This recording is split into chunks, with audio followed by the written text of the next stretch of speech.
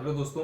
तो ये पार्ट 2 है। इसमें हम लोग बेसिकली यूपीएससी 2020 के पेपर को सॉल्व कर रहे हैं यूजिंग ट्रिक्स कि on the day of the examination आपका क्या माइंडसेट होना चाहिए, आप क्या सोच करके पेपर को बेसिकली अटेंड करेंगे। पहला पार्ट में मैंने आपको बताया भी था बहुत सारी चीज़ें कि जो जनरल स्टेटमेंट्स होते हैं उसका राइट होने का प्रोबेबिलिटी बहुत ज़्यादा हाई होता है। और बेसिकली आपको वाइब पहचानना होता है। आप क्वेश्चन पढ़िएगा और आप बेसिकली ये वाइब पहचानिएगा कि ये पॉजिटिव वाइब आ रहा है स्टेटमेंट्स पढ़ करके या नेगेटिव वाइब आ रहा है। तो बेसिकली ये चेक करना होता है। ठीक है, पहला पार्ट अगर आपने देखा होगा तो आप समझ पा रहे होंगे मैं क्या कहना चाह रहा हूँ। ठीक है, तो इसमें हम लोग दूसरे पार्ट में अभी हम लोग डील करते हैं। ठीक है, बाकी के क्वेश्चंस के साथ में।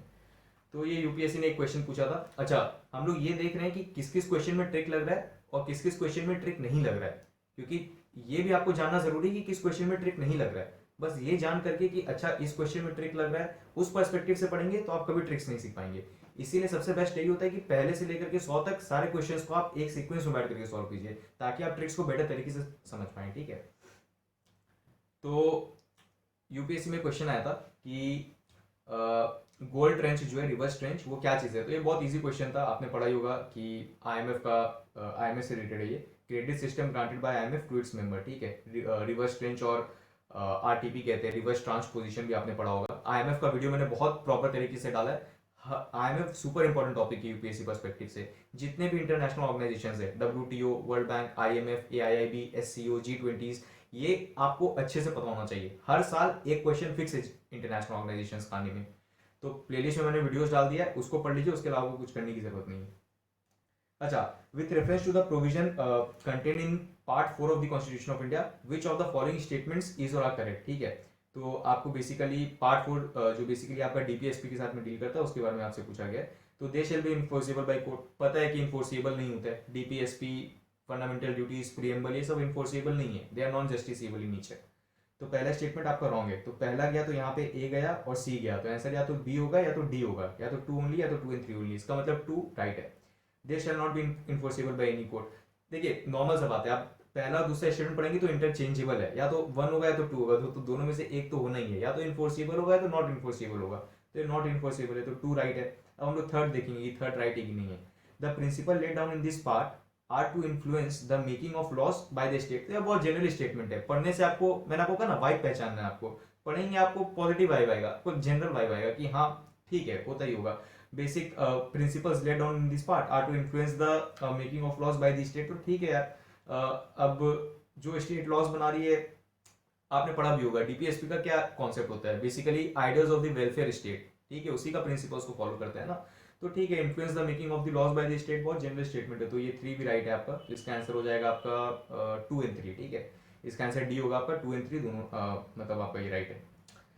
अच्छा, उसके बाद हम लोग देखेंगे क्वेश्चन नंबर 19। ठीक है, यूपीएससी ने पूछा था कि according to the constitution of India, a person who is eligible to vote can be made a minister in a state for 6 months even if he or she is not a member of the legislature of the state। देखिए मैंने आपको पहला part में बताया था कि कहीं पे भी यूपीएससी का आदत हो गया आजकल, कहीं पे जानबूझ करके the constitution of India defines that, the constitution of India ये कहता है, कॉन्स्टिट्यूशन ऑफ इंडिया वो कहता है। नहीं भी कहता होगा, जबरदस्ती यूपीएससी दे देता है कि कॉन्स्टिट्यूशन ऑफ इंडिया ये कहता है, मनवा ही लेता है कि कहता है। और हर समय ये स्टेटमेंट कहीं पे भी दिया है, कॉन्स्टिट्यूशन ऑफ इंडिया ये कहता है। ठीक है, तुरंत अलर्ट हो जाइएगा कि मिस्टेक है वहां पे। ठीक है, कॉन्स्टिट्यूशन में नहीं दिया हुआ है। जैसे मैंने आपको बताया था, basic structure, judicial review, PIL, ये सब कॉन्स्टिट्यूशन में डिफाइन नहीं है। समय के हिसाब से सुप्रीम कोर्ट के बहुत सारे जजमेंट्स है जिससे ये सब चीजें निकल करके आई है। केशवानंद भारती जजमेंट जिससे बेसिक स्ट्रक्चर का कॉन्सेप्ट निकल के आया 24 अप्रैल 1973। तो मैंने आपको बताया था ये सब चीजें। ठीक है, तो according to the constitution of India alert हो जाइए वैसे कि यहाँ पे कुछ ना कुछ मिस्टेक है। Person who is eligible to vote, vote कितने साल के लोग कर सकते हैं? 18 साल के लिए, 18 साल से ऊपर के लोग वोट कर सकते हैं, आपने पढ़ा होगा। ठीक है, यूएएफ का कॉन्सेप्ट, यूनिवर्सल एडल्ट फ्रेंचाइजी जो होता है आपका। ठीक है, can be made a minister in a state for 6 months even if he or she is not a member of the legislature of that state. ठीक है यार, मिनिस्टर बन कोई भी चीज का, अगर आप लोकसभा का भी मिनिस्टर बनते हैं तो मिनिमम एज इज 25। एमएलए बनना है आपको लेजिस्लेटिव असेंबली का तो minimum age is 25। But Rajya Sabha से अगर आपको मिनिस्टर बनना है मिनिमम एज इज 30 ईयर्स। ठीक है, वो सेम कॉन्सेप्ट फॉलो होता है मेंबर ऑफ लेजिस्लेटिव काउंसिल के केस में भी। बट 25 साल और 30 साल का आ रहा है मिनिमम एज। ठीक है, बट वोट देने का एज इज 18 साल। ठीक है, तो ये पहला स्टेटमेंट रॉन्ग हो जाएगा आपका।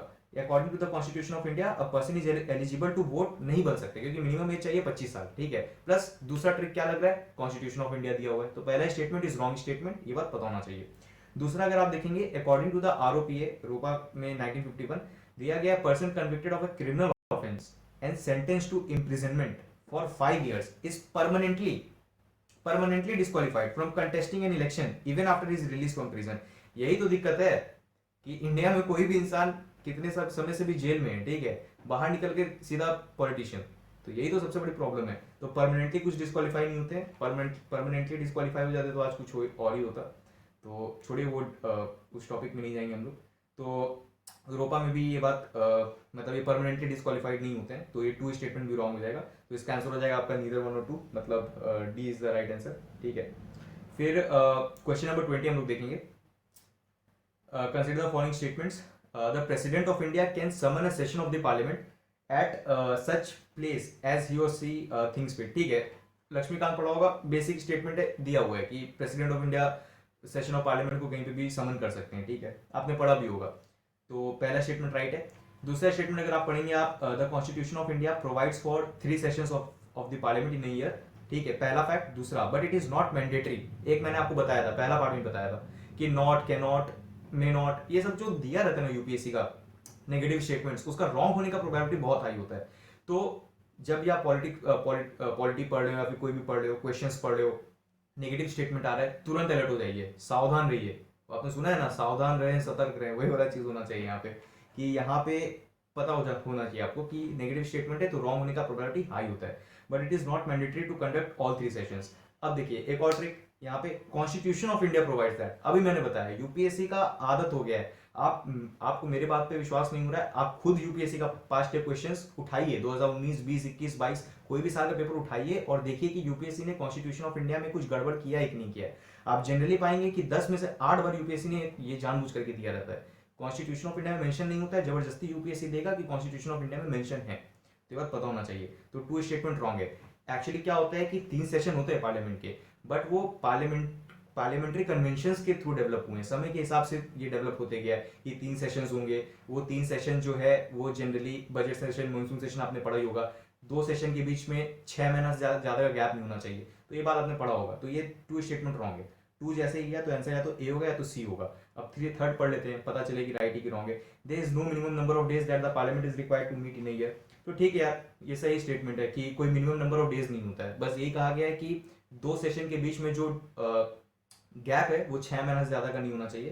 तो अगर बजट सेशन हुआ है और विंटर सेशन है तो 6 महीना से ज्यादा का गैप नहीं होना चाहिए, तो बस वही दिया गया है। तो थर्ड स्टेटमेंट भी राइट हो जाएगा, इसका आंसर आपका 1 और 3 ओनली होगा। अब इसके बाद हम लोग क्वेश्चन नंबर 21 देंगे, वहाँ पॉलिटी खत्म हो जाता है, अब यहाँ से हिस्ट्री स्टार्ट हो जाएगा आपका। तो with reference to the history of India consider the following pairs. तो यूपीएससी ने पूछा था औरांग क्या है, बनियान का है क्या है, और मिरासीदार क्या है, ठीक है। देखिए अगर आप यहाँ पे औरांग देखेंगे तो औरांग जो होता है वो बेसिकली आपका जो वेयर हाउस होते हैं वो उसे कहते हैं औरांग, अगर आपने पढ़ा होगा। देखिए इस क्वेश्चन से रिलेटेड मैं आपको कुछ बताता हूँ। जब आप मेडाइवल हिस्ट्री या फिर एंशियंट हिस्ट्री पढ़ लेना तो एक दो चीज़ें आपको बहुत ध्यान से पढ़ना है, ज़्यादा टाइम स्पेंड मत कीजिएगा एंशियंट मेडाइवल में पढ़ने में। यूपीएससी का पेपर अगर आप अच्छे से इवेलुएट करेंगे तो आपको पता चलेगा कि मेडाइवल और एंशियंट हिस्ट्री से यूपीएससी या तो सीक्वेंस में कोई क्वेश्चन पूछता है, ठीक है, कोई टाइमलाइन के पीरियड में पूछ लेगा कि ये किंग के बाद में वो किंग क्या आया था, ऐसे क्या आया था, वो टाइमलाइन आपको पता होना चाहिए। दूसरा, आपको जितने भी इंपॉर्टेंट कीवर्ड्स हैं, ठीक है, जैसे औरांग हो गए, बनियान हो गए, एक हुंडी के ऊपर में अभी हम लोग देखेंगे यूपीएससी ने क्वेश्चन पूछा था, मिरासीदार हो गए, ठीक है, ऐसे करके पारामिताज हो गए। तो ये सब जो छोटे छोटे टर्म्स होते हैं ये सब के बारे में आपको पता होना चाहिए। तो मेरे पास में ऐसा 100-150 वर्ड्स का लिस्ट है एंशियंट मेडाइवल का, वो मैं व्योधम आईएएस के टेलीग्राम चैनल में डाल दूंगा, तो आप वहाँ पे ज्वाइन होकर के आप वहाँ से डाउनलोड कर लीजिएगा। तो इससे आपका वो एंशियंट मेडाइवल वाला जो पोर्शन है ना, जो 1 वर्ड्स कीवर्ड्स आते हैं, तो वो आपको आप अवेयर हो जाएंगे, ठीक है। इसीलिए एनसीईआरटी पढ़ते टाइम वो कीवर्ड्स पे फोकस करना इज इंपॉर्टेंट। तो औरांग जो है बेसिकली क्या होता है, वेयर हाउस होता है। तो बेसिकली क्या होता है कि कोई भी सामान होता है, गुड्स होता है, उसे बेचने से पहले कहीं पे स्टोर किया जाता था, तो उसे ही औरांग कहते थे, जहाँ पे गुड्स को स्टोर किया जाता था बेचने से पहले। बनियान क्या होता है, देखिए नाम से आपको पता चल रहा होगा, अगर आपने थोड़ा लॉजिकली गेसिंग अगर आपने किया होगा तो बनिया आपने सुना होगा, बनिया लोग जो मर्चेंट्स होते हैं, जो बेसिकली बिजनेस कम्युनिटी पीपल होते हैं, जो बेसिकली आप देखे होंगे कि यार वो बनिया है, वो मर्चेंट है, बिजनेस में इंडल्ज होता है। तो बेसिकली दे आर एजेंट्स, वो एजेंट्स होते हैं, वो ब्रोकर्स होते हैं। और उस टाइम पे हुआ भी करता था, ईस्ट इंडिया कंपनी के टाइम पे आप देखेंगे वेस्टर्न में वो लोग मर्चेंट्स हुआ करते थे। तो ये बनियान आपका Indian agent of the East India Company, ये सही है। और मिरासीदार जो होते थे वो designated revenue payer to the state दिया गया है। तो आपने सेटलमेंट्स पढ़ा होगा, परमानेंट सेटलमेंट, रियायतवारी सेटलमेंट, ये सब। तो जो रियायतवारी सेटलमेंट होता था दोस्तों, उसमें ये लोग सोल प्रोप्राइटर होते थे लैंड के। तो ये जो मिरासीदार है, और ये बहुत ज़्यादा पे करते थे टैक्सेस वैक्सेस, बहुत ज़्यादा रेवेन्यू देते थे स्टेट को, तो ये बात पता होना चाहिए। तो मिरासीदार आपका डेजिग्नेटेड रेवेन्यू पेयर थे स्टेट के। तो इसका आंसर आपका 2 और 3 दोनों राइट हो जाएगा। तो इसका आंसर हो जाएगा बी, 2 एंड 3 ओनली। एक चीज़ इस क्वेश्चन में मैं आपको बताना चाहूँगा, अगर आपने पहला पार्ट का वीडियो मेरा अच्छे से देखा होगा तो मैंने आपको बताया था कि 100 क्वेश्चन यूपीएससी पूछता है। ध्यान से सुनिएगा जो मैं कह रहा हूँ, यूपीएससी 100 क्वेश्चन पूछ रहा है आपसे। 100 क्वेश्चन में मैंने आपसे पूछा था कि कितना ऐसा क्वेश्चन होगा जिसमें सारे के सारे स्टेटमेंट्स राइट होंगे। तो 7-8 क्वेश्चन होते हैं, उसमें मैंने आपको बताया था वो ठेका साइंस और इन्वायरमेंट के पोर्शन ने लेकर के रखा है कि वहां पे all of the above mark कर दो ट्रिक, या फिर वहां पे सारे स्टेटमेंट्स राइट होने का प्रोबेबिलिटी हाई होता है। क्योंकि साइंस एंड टेक्नोलॉजी में जो क्वेश्चंस आते हैं वो एप्लीकेशन बेस्ड आते हैं। तो कोई नया टेक्नोलॉजी है तो नॉर्मल सी बात है कि सारे स्टेटमेंट्स राइट होने का प्रोबेबिलिटी हाई होता है कि कुछ ना कुछ तो निकल ही जाएगा, अभी नहीं बने तो फ्यूचर में जाकर के बन जाए, ठीक है। तो उस केस में वहां पे इसका मतलब हिस्ट्री, पॉलिटी या फिर इकोनॉमिक्स के क्वेश्चन आप सॉल्व करें तो कुछ ना कुछ मिस्टेक होगा। तो मैं जब क्वेश्चन सॉल्व करूंगा ये, तो मेरे दिमाग में सबसे पहले क्या आना चाहिए कि आंसर 1, 2 एंड 3 कभी नहीं होगा। रीजन भी, ये 3 स्टेटमेंट है तो कुछ ना कुछ मिस्टेक तो होगा ही होगा इसमें, ठीक है। या तो यूपीएससी ने स्वाइप किया हो, ठीक है, या तो मतलब कुछ चेंजेस दिया हो, ये नहीं हो, इसके बदले कुछ और हो जाए। समझ में आ रहा है जो मैं आपको कहना चाह रहा हूँ। तो 1, 2 एंड 3 इसका आंसर कभी नहीं हो सकता है। या तो आंसर 1 एंड 2 होगा, 2 एंड 3 होगा, या 3 होगा। तो ये आपको पता होना चाहिए। प्लस 3 सब में दिया है तो 3 का होने का चांसेस थोड़ा आपको लगेगा भी कि थोड़ा हाई है, ठीक है। प्लस बनियान भी अगर आपने कॉमन सेंस लगाया हो कि मतलब यहाँ पे बनिया बनिया है, ठीक है, और एजेंट आ रहा है बीच बीच में, तो ये ट्रिक लगा करके आप ये क्वेश्चन सॉल्व कर सकते थे। डिफिकल्ट क्वेश्चन था मैं जानता हूँ, बट देखिए हिस्ट्री का क्वेश्चन ऐसे भी यूपीएससी में 3 ही ऐसे एरियाज है जिसे आप शॉर्ट मार्क कर सकते हैं, पॉलिटी, इकोनॉमिक्स और ज्योग्राफी के क्वेश्चंस। उसके अलावा हिस्ट्री तो इतना रैंडम हो गया कि आप जितना भी पढ़ लीजिए, बहुत आप कितना ही पढ़ लीजिए, ठीक है, आप बहुत ज़्यादा 10 बुक भी पढ़ लेंगे, 20 बुक भी पढ़ लेंगे, कोई फायदा नहीं होने वाला है, एग्जाम में रिस्क फैक्टर रहेगा। इसलिए आपका पॉलिटी, इकोनॉमिक्स, ज्योग्राफी वाला पोर्शन वीक नहीं होना चाहिए, बात आपको पता होना चाहिए। चलिए इसके साथ हम लोग दूसरा क्वेश्चन करेंगे। With reference to the religious history of India consider the following statements. एक सेकंड रुकिएगा।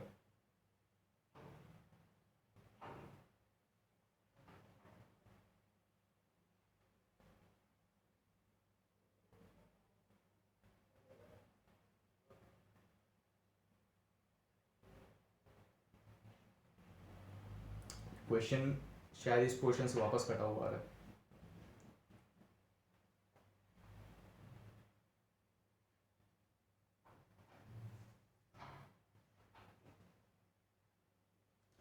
तो इस वीडियो क्वेश्चन नंबर 22 बेसिकली कह रहा है कि with reference to the religious history of India consider the following statements, ठीक है, कि स्थाविरवादी जो है वो महायान बुद्धिज्म को बिलोंग करते हैं।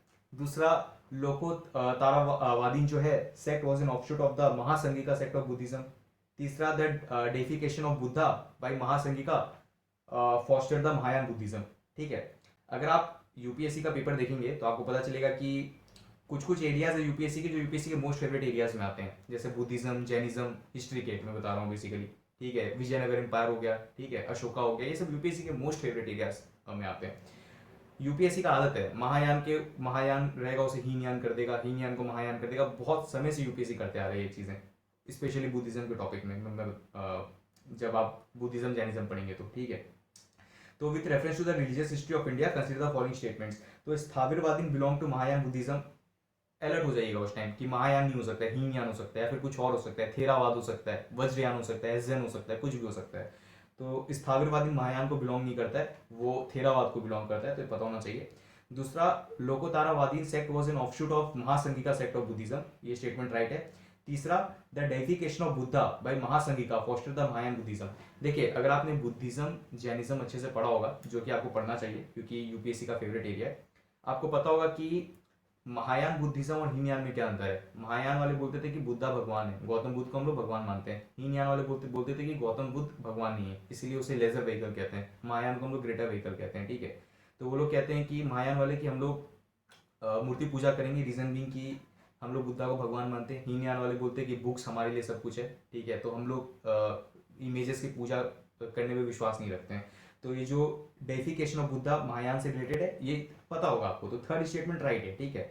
तो 3 राइट है। मैंने अभी आपको बताया था सारे के सारे स्टेटमेंट्स राइट नहीं होंगे। तो सबसे पहले मैं किसे एलिमिनेट करूंगा, 1 2 एंड 3 को। अब मेरे पास में ऑप्शन क्या बचा, ए बी सी में से कोई आंसर होगा। अब मुझे पता है कि 3 राइट है, तो या तो आंसर 2 एंड 3 ओनली होगा, या तो आंसर 3 ओनली होगा। अब मुझे 2 स्टेटमेंट पे देखना है। अगर आप ढंग से पढ़ेंगे, पहला स्टेटमेंट पता है कि महायान हीनयान ये यूपीएससी चेंज करता है, ठीक है। Lokottaravadi sect was an offshoot of the Mahasanghika sect of Buddhism. अब यूपीएससी का जो पेपर सेटर है, जब उसने पेपर सेट किया होगा, तो यार उसके दिमाग में अचानक से महासंघिका सेक्ट ऑफ बुद्धिज्म, और वो भी लोकोतारावादी ना जाए।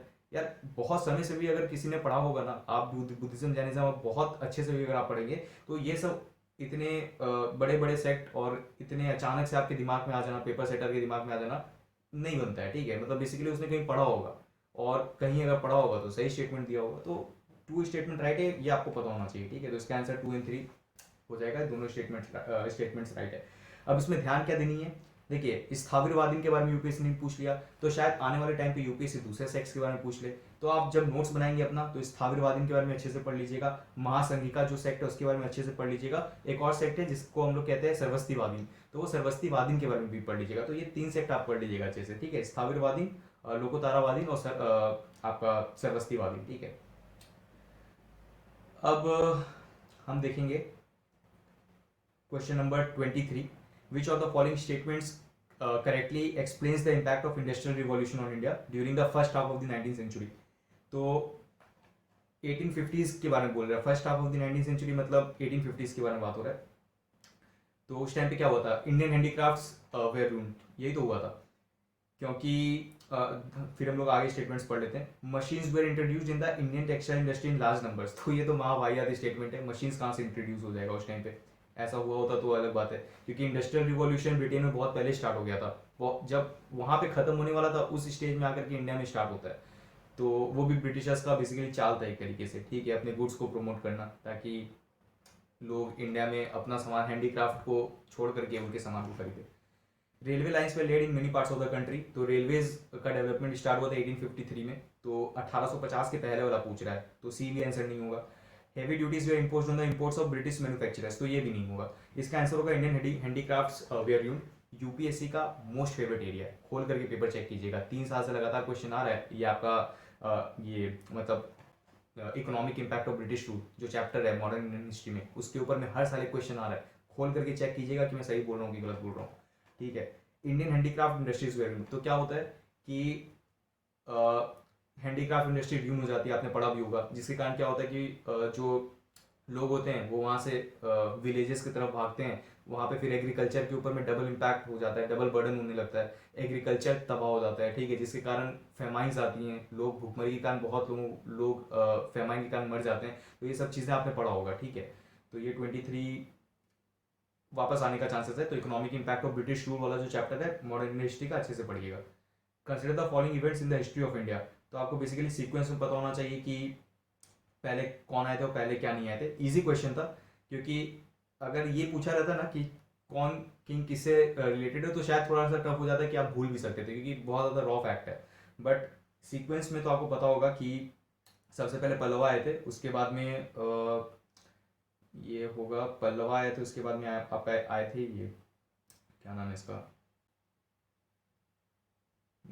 पाला आए थे, ठीक है। पल्लवा आए थे, फिर पाला आए थे, उसके बाद में प्रतिहाराज आए थे, उसके बाद में आपका ये चोला आए थे। तो इसका सही सीक्वेंस हो जाएगा 2 4 1 और 3, ठीक है। तो इसका आंसर होगा सी, 2 4 1 और 3।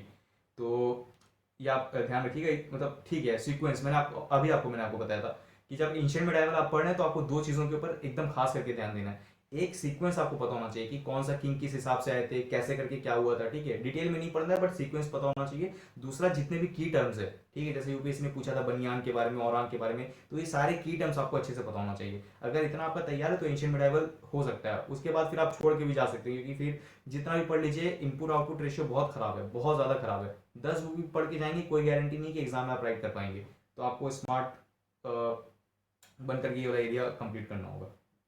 फिर हम लोग देखेंगे विच of the following phrases defines, एक सेकेंड, हाँ, विच of the following phrases defines the nature of the हुंडी। फिर मैंने आपको बताया हुंडी एक टर्म है, ये आप हिस्ट्री में भी पढ़ेंगे, अगर आपने इकोनॉमिक्स पढ़ा होगा तो वहां पे भी आप हुंडी के बारे में पढ़ते होंगे, ठीक है, जो फाइनेंशियल इंस्ट्रूमेंट होता है, ठीक है। तो इसका आंसर हो जाएगा बिल ऑफ एक्सचेंज, ठीक है। An advisory issued by the king to its subordinates, ये नहीं होगा, ठीक है। A diary to be maintain for daily accounts, ये भी नहीं होता है। बिल ऑफ एक्सचेंज होगा ये बात पता होना चाहिए आपको।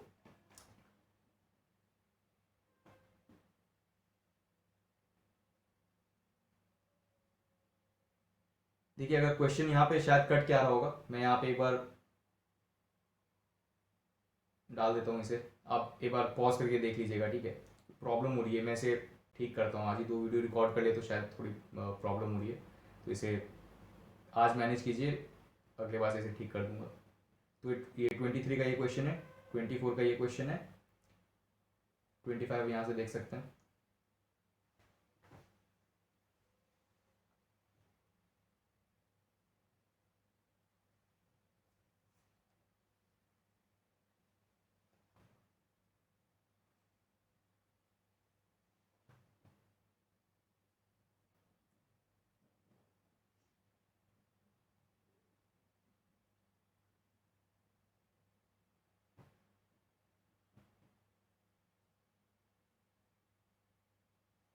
एक यूपीएससी में क्वेश्चन आया था दोस्तों कि with reference to the book देशर को था, जो शाखाराम गणेश देवस्कर ने लिखा था, ठीक है, during the freedom struggle consider the following statements. तो आपको बताना है कि कौन से स्टेटमेंट राइट है, कौन से स्टेटमेंट रॉन्ग है। सेम ट्रिक मैंने आपको बताया था, सारे के सारे स्टेटमेंट्स राइट नहीं होंगे। तो सबसे पहले मैं किसे काटूंगा, 1 2 3 को काटूंगा, तो आंसर या तो ए होगा, या तो बी होगा, या तो सी होगा, ठीक है।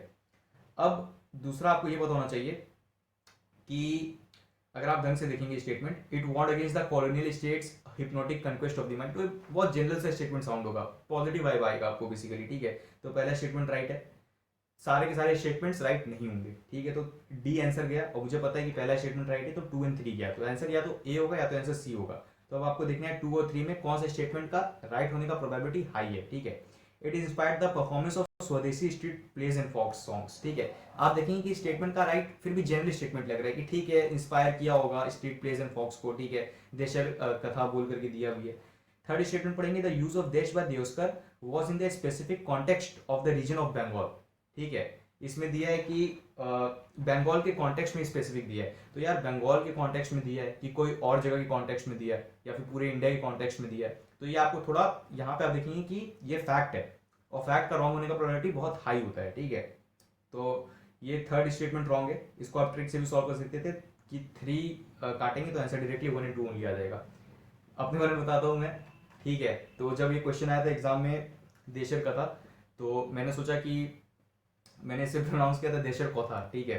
मैंने सोचा कि बंगालीज अगर बंगाली, क्योंकि मैं कोलकाता से हूँ, ठीक है, तो जैसे ही मैंने देखा तो मैंने इसे पढ़ा ही था देशर को था, तो मेरे दिमाग में आया कि थर्ड स्टेटमेंट तो राइट होगा ही होगा, तो मैं वहाँ पे ओवर स्मार्ट बनने की कोशिश कर रहा था। तो मैंने सोचा कि the use of desh by Deoskar was in the specific context of the region of Bengal, क्योंकि देशर कौथा है, तो मुझे लगा कि बंगाली होगा इसका आंसर। तो मैंने सबसे पहले थ्री को राइट मारा कि 3 स्टेटमेंट राइट होने का प्रोबेबिलिटी बहुत हाई है, और मैं सोच रहा था कि राइट हो जाएगा।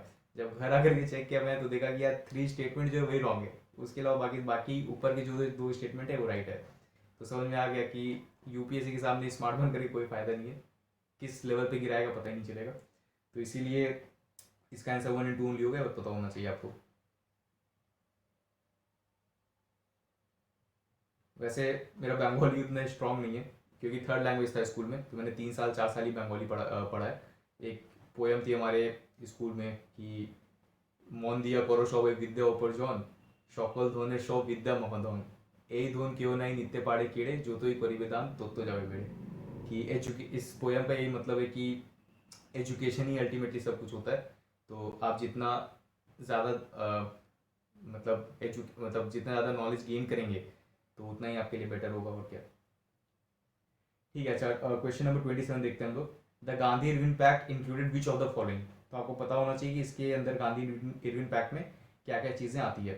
तो invitation to Congress to participate in the RTC. अब आप देखिए इसमें, ठीक है, कि आरटीसी में पार्टिसिपेट करने के लिए इनविटेशन दिया ही था, क्योंकि गांधी इरविन पैक्ट आपने पढ़ा होगा तो आपको पता होगा कि 1930 में सिविल डिसऑबीडियंस मूवमेंट होता है, मतलब दांडी मार्च होता है, सॉल्ट जो सत्याग्रह होता है, उसके बाद civil डिसऑबीडियंस movement Gandhi ji launch करते हैं 1930 में।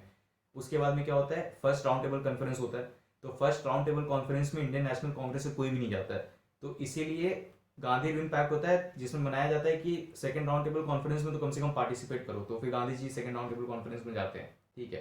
तो पहला स्टेटमेंट राइट है। दूसरा, withdrawal of ordinances promulgated in connection with the civil disobedience movement, ये भी कहा गया था। Acceptance of Gandhi ji suggestion for inquiring to police excesses, ये कहा गया बट डिनाई हो गया था, ठीक है। तो ये पैक्ट में नहीं आया था, थर्ड स्टेटमेंट नहीं था। Release of only those prisoners who were not charge with violence, तो ये बात भी कहा गया था कि जो लोग वायलेंस के थ्रू चार्ज नहीं किए गए उन्हें रिलीज कर दिया जाए।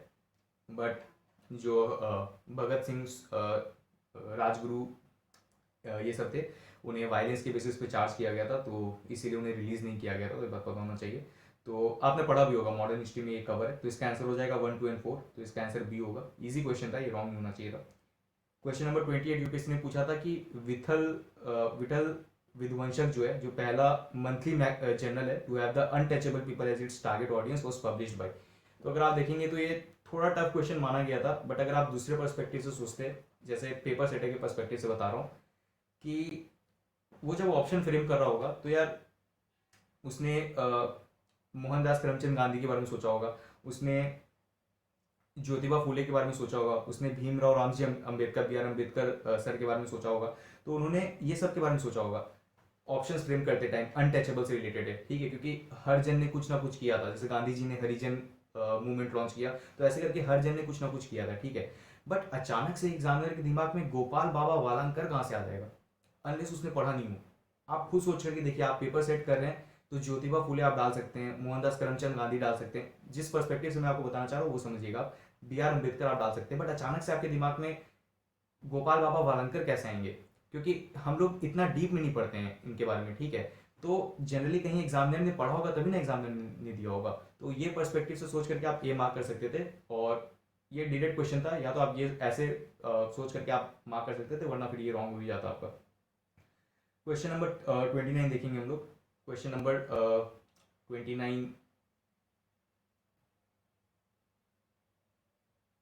हाँ, यूपीएससी ने पूछा था कि ये जो आपका कुल्य वापा और द्रोणा वाप्य है, एक सेकेंड,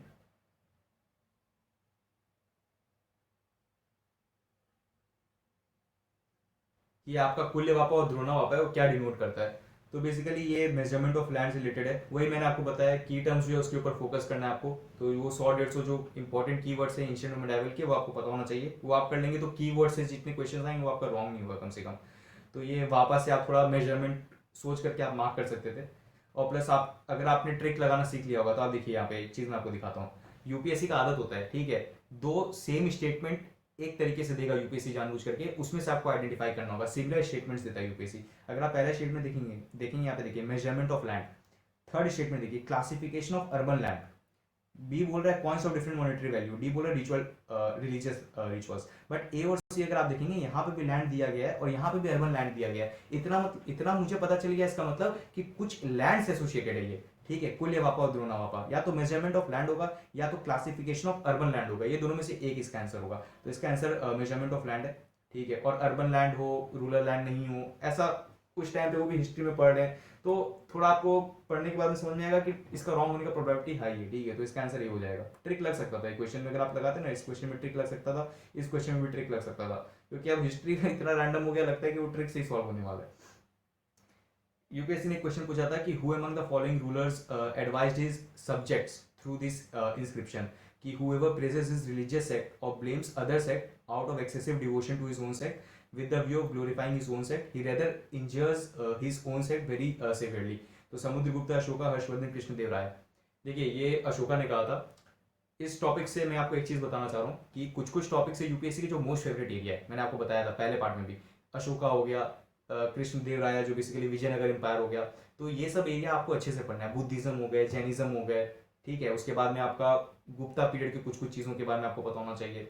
आप टेम्पल आर्किटेक्चर अच्छे से आपको पढ़ना होगा आर्ट एंड कल्चर में, तो ये सब चीज़ें आप अच्छे से पढ़ लीजिएगा, ठीक है। अशोका के बारे में बताऊं तो ये वाला चीज़ क्या हुआ था कि आपने पढ़ा भी होगा कि कलिंगा युद्ध के बाद में अशोका ने ऐसे भी बुद्धिज्म अडॉप्ट कर लिया था, ठीक है। और फिर वॉर ये सब करना छोड़ दिया था। तो बेसिकली यही चीज़ है, यही प्रिंसिपल है कि एक महाभारत का भी जो सार है, दैट इज आत्म पानी प्रतिकूलानी परेशान ना समाचारी, ठीक है, जिसका बेसिकली आप देखेंगे कि क्रिश्चियनिटी और बाइबल में भी ये बात मेंशन है कि do unto others what you expect others to do to you, ठीक है, पहले आपको वैसा इंसान बनना होगा जैसा आप चाहते हैं कि दूसरा इंसान आपके साथ में बिहेव करे। तो ये वही कॉन्सेप्ट है बेसिकली कि whoever praises his religious sect या फिर blames other sect out of excessive devotion to his own sect with the view of glorifying his own sect, he rather injures his own sect very severely। तो ये अशोक है। इसी के साथ फिर हम लोग एक क्वेश्चन और देखते हैं। एक काम करते हैं दोस्तों, हम लोग इसे दूसरे पार्ट में कवर करेंगे, ठीक है, तो यहीं तक रखते हैं, इसके बाद हम लोग कवर करते हैं आगे के वीडियोस में। आप मुझे कमेंट सेक्शन में बताइएगा ज़रूर कि कैसा लग रहा है आपको वीडियोस, और कुछ अगर इंप्रूवमेंट करने की ज़रूरत हो डेफिनेटली करेंगे हम लोग। और अगर आपको इसका नोट्स चाहिए तो आप व्योदम आईएएस के टेलीग्राम पोर्टल में जाकर के आप इसका नोट्स डाउनलोड कर सकते हैं, और कुछ भी अगर आपको डाउट होगा तो आप कमेंट करके आप मुझसे पूछ सकते हैं, ठीक है।